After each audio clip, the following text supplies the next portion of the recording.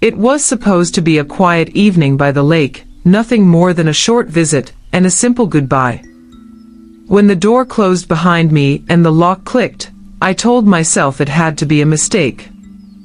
But as the cold settled in and the hours stretched on, I realized my own daughter wasn't coming back. Sitting alone in that boathouse, surrounded by silence and old memories, I noticed something hidden in the corner that didn't belong there. That was the moment I understood this night was never an accident.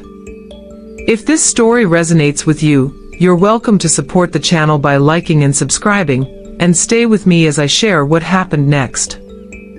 I never thought I would be afraid of my own child, but that night by the lake quietly changed something inside me. The sound of the lock clicking from the outside was soft, almost polite, yet it echoed louder in my chest than any shout ever could. I stood there for a moment, telling myself not to jump to conclusions, that my daughter must have stepped away and would be back in seconds. Mothers are good at making excuses for their children, even when the truth is standing right in front of them. I'm 63 now, and for most of my life, I've believed that love meant endurance. I raised my daughter after my marriage fell apart, juggling work, bills, and the constant fear of not being enough. We lived near the water back then, and the boathouse was always just part of the scenery, a place to store old things, forgotten tools, memories no one wanted to throw away. I never imagined it would become a place of confinement. My daughter and I hadn't been close for a while. Not openly distant, but strained in that quiet way that creeps in when words are left unsaid for too long. She had grown sharper, more impatient, especially when money or property came up. I noticed it, but I chose not to confront her. I told myself she was stressed, that life was hard for her generation, that a mother's role was to absorb discomfort so her child didn't have to. That evening, she suggested we walk down to the lake together. Her voice was calm, almost gentle, which should have comforted me. Instead, it made me uneasy in a way I couldn't explain. The air was cool, the water still, and the boathouse smelled of damp wood and oil. She asked me to step inside to look for something she claimed I'd left there years ago. I did, without hesitation. Trust is automatic when it comes to your own child. When the door closed, I turned around, expecting her to follow. Instead, I heard the lock. I called her name once, then again, trying to keep my voice steady. There was no answer. I waited, listening for footsteps, for laughter, for any sign this was some kind of misunderstanding. Minutes passed, then longer stretches of silence. The temperature dropped, and the reality of my situation slowly settled in. As my eyes adjusted to the dim light, I began to notice details I'd ignored at first. Old boxes stacked too neatly. A small metal safe tucked behind a cabinet, its surface dusty but untouched by rust. It didn't belong there, or at least, I couldn't remember it ever being there. That discovery sent a quiet chill through me, deeper than the cold air.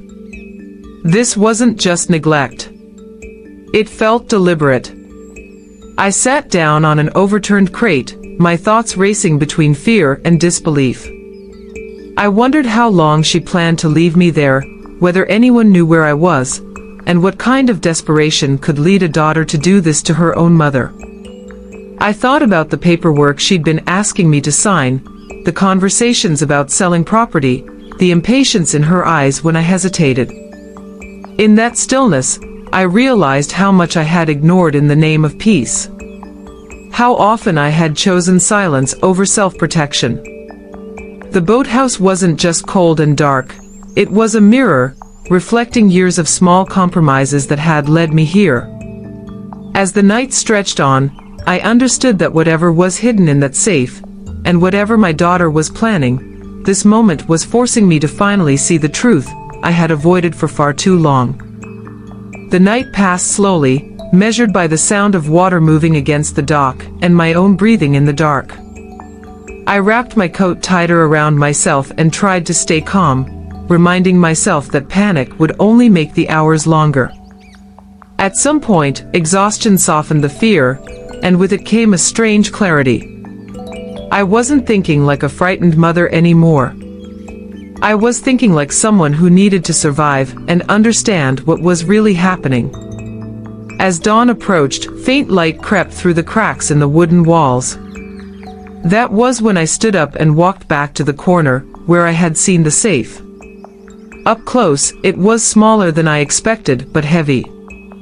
It wasn't locked properly. The door gave way with a quiet click when I pulled on it, as if someone had been in a hurry. Inside were documents folded too carefully to be forgotten. Deeds, insurance papers, and copies of my signature. Some were real. Some were clearly altered. Seeing my name written in ways I didn't recognize made my hands shake. In that moment, the pieces came together. The questions, the pressure, the impatience. This wasn't about anger or resentment. It was about control. About moving things forward without my consent. Locking me in the boathouse wasn't meant to hurt me physically. It was meant to buy time, to keep me out of the way while something irreversible was put into motion. When the door finally opened later that morning, my daughter stood there, her expression tight, her eyes searching my face for something I didn't give her. I didn't shout. I didn't accuse her. I simply asked her why. The silence that followed was heavier than the lock had been. She tried to explain, speaking quickly, blaming stress, debt, poor decisions. I listened, but something had shifted inside me. I was no longer absorbing her fear as my own. I told her calmly that what she had done crossed a line that couldn't be ignored. That love didn't give her the right to take my freedom, or my future.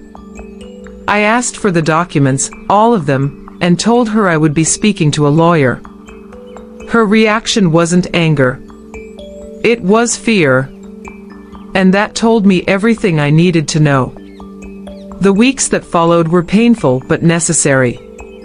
I secured my finances, changed access to my accounts, and put clear boundaries in place.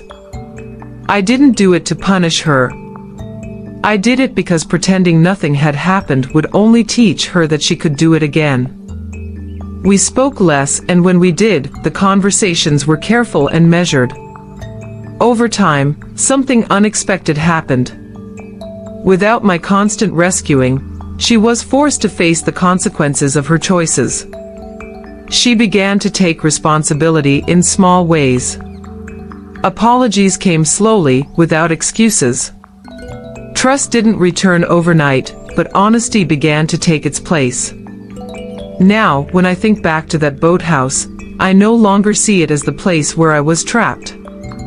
I see it as the place where I stopped confusing sacrifice with love.